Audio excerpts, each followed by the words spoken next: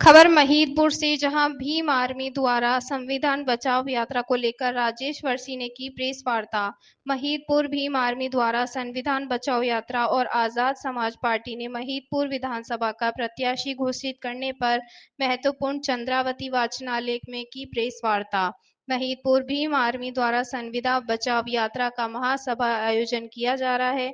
इस आयोजन में भीम आर्मी संस्थापक चंद्रशेखर आजाद के नेतृत्व में हजारों की संख्या में भीम आर्मी के सदस्य इस योजना में शामिल होंगे, जिसको लेकर महिदपुर विधानसभा आजाद समाज पार्टी के उम्मीदवार राजेश वर्षी लगातार गांव-गांव जाकर दलित समाज के युवाओं को पार्टी और समाज के प्रति जागरूक कर संविधान बचाओ यात्रा में शामिल होने और संविधान बचाने के लिए घर-घर जाकर युवाओं और समाज को मजबूत कर रहे हैं। साथ ही 20 सितंबर को आजाद समाज पार्टी के संस्थापक के आने पर विशाल रोड शो और महासभा आयोजित की गई है। देखिए, महदपुर विधानसभा के अंदर अनुसूचित जाति जनजाति के 70,000 वोट हैं और जिस पार्टी के विधायक बनते आ रहे हैं उनके 30,000 35,000 वोट है। उसके बाद भी वो यहाँ पर विधायक बनकर बैठे हैं और SC ST के 70,000 वोट होते हुए वो तमाशा देख रहे हैं। तो हम गांव-गांव जाके घर-घर जाके हमारे समाज के लोगों को तैयार कर रहे हैं कि जिन लोगों के पास कम वोट है वो विधायक बन सकते हैं, तो हमारे वोट ज़्यादा हम भी बन सकते हैं।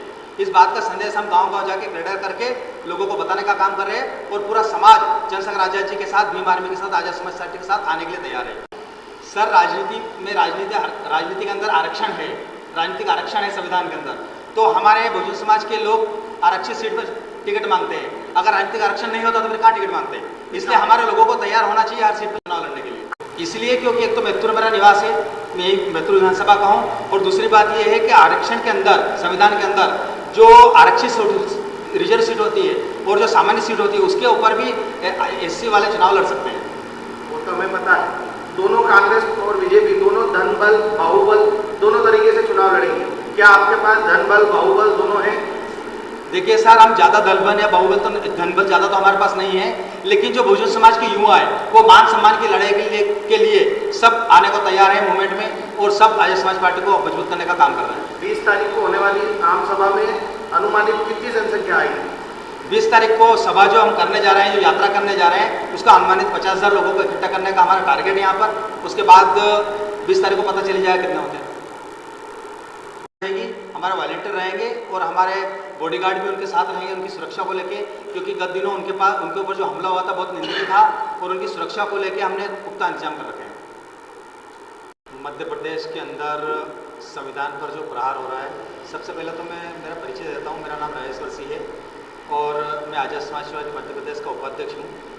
और जिस प्रकार संविधान पर प्रहार हो रहा है उसको देखते हुए बड़े भाई चंद्रशेखर आजाद जी ने संविधान बचाओ यात्रा मध्य प्रदेश से शुरू करने जा रहे हैं, जो 19 तारीख महू से बाबा साहब अम्बेडकर जन्म से शुरू होगी और वहाँ से चल के 20 तारीख को महदपुर विधानसभा के अंदर आएगी। यहाँ से 21 तारीख को फिर आगर जाएगी। ये संविधान यात्रा संविधान को बचाने के लिए, बहुजन समाज के लोगों को तक संदेश पहुँचाने के लिए कि संविधान हमारे लिए कितना महत्वपूर्ण है, इसलिए संविधान यात्रा निकाली जा रही है।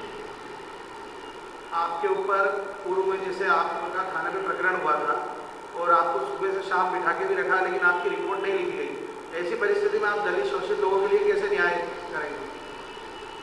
मेरे पर जो हमला हुआ था उसकी बात कर रहे हैं? हाँ, जो मेरे ऊपर हमला हुआ था उस समय क्या हुआ था कि यहाँ के कुछ नेता लोग लग गए थे जिन्होंने पुलिस को हैंड ओवर कर रखा था कि मेरा प्रकरण ना बने। फिर मैंने झाड़ा में धरना दिया, उसके बाद उज्जैन SP साहब के वहाँ धरना दिया और उसके बाद वहाँ से CCTV फुटेज के निकलने के बाद आरोपियों पर कार्रवाई की गई। कौन नेता थे, वो नाम बता सकते हैं? नाम तो मैं क्या बताऊं, लेकिन ऐसे थोड़े जो बहुजन समाज के लोग आगे बढ़ते हैं तो उन्हें रोकना चाहते हैं। जिनके साथ ये घटना हुई हमारे बहुजन समाज के भाई हैं, हम उनके साथ खड़े हैं और मैंने कई बार प्रयास भी किया है उनके लिए। और मैंने अभी कल आए थे, कल भी मैंने बोला था कि हम आपके लिए आंदोलन करने के तैयार हैं, लेकिन कहीं ना कहीं उनकी तरफ से हमें इशारा नहीं मिल रहा है। वो अभी अब उनके स्तर से इस चीज़ को निपटना चाह रहे हैं।